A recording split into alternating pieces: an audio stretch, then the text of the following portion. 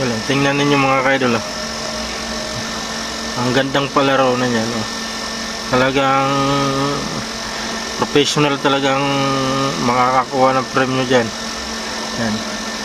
Lupit, hanip talagang palaro. So, dapat meron din yan dito sa Pinas. Sa ibang bansa to eh, mga kaidol eh. Grabe. Yan, oh. Nakakatawa talaga mga kaidol. Tingnan, panoorin nyo po.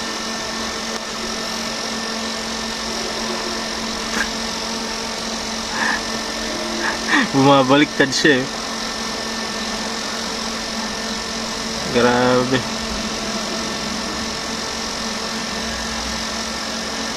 Yan o.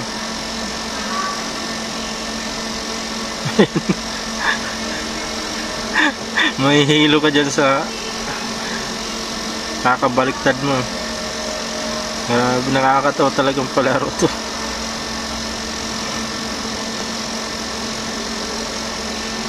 Oh. Grabe. Ayan ang mga kaidol, oh. Makikita nyo. Grabe ang laro na to. Sino kaya naka-imbento nito? Sarap gawin to dito sa Pilipinas. Ayan. Oh. Oh, gumala.